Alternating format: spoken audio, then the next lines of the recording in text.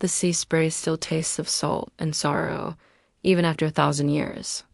You see me and you think of the legends, don't you? The beautiful monster, the voice that beckons ships to their rocky graves. And you're not wrong. For centuries, that was my only purpose, my only sport. I'd sit on these very rocks, my tail shimmering under the Grecian sun, and I would sing. Oh, the songs I sang.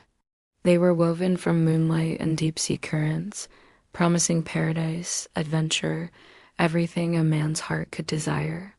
They'd hear my call across the waves, their eyes wide with a mixture of awe and avarice. They'd turn their ships, abandoning their quests, their homes, their very senses, all for the melody. I watched them come, their faces filled with a desperate hope. They saw a goddess, an angel of the sea. They never saw the teeth behind the smile, the emptiness behind the eyes. It was a game, a cruel, intoxicating game. Their adoration was a potent drink, and I was parched. With every ship that splintered against the coast, with every soul pulled under by the tide, I felt a fleeting sense of power, a validation of my existence. It was all I knew. But 1,000 years? 1,000 years is a long time to play the same game, to sing the same hollow song. The thrill soured long ago, leaving only a bitter aftertaste. I've seen empires rise and fall like the tide. I've watched the stars shift in the sky, and I'm still here on this rock alone. The power I once reveled in now feels like a cage. The voices I silence now echo in my own mind during the long, quiet nights.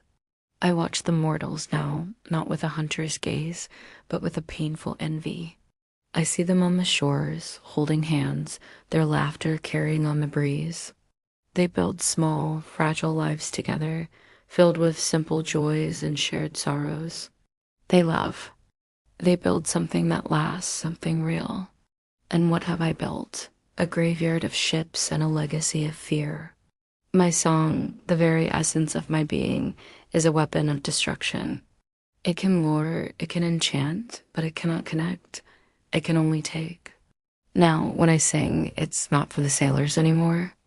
It's a lament, a quiet plea to the waves and the indifferent sky. What I wouldn't give to have one of them hear not the siren, but the soul behind the song. To see not a prize to be won, but a heart that yearns to be held. I am a creature made of longing, cursed to destroy the very thing I crave. 1,000 years of taking, and all I want, all I've ever truly wanted, is to be given a chance to keep something. To find a love that doesn't end in silence at the bottom of the sea. Perhaps that is my true curse. Not the voice, not the tale, but the eternal, aching hope that one day someone will be strong enough to hear my song of sorrow and, instead of crashing against the rocks, will simply stay. Thank you for listening to my story. If it moved you, please consider following for more tales from the tides.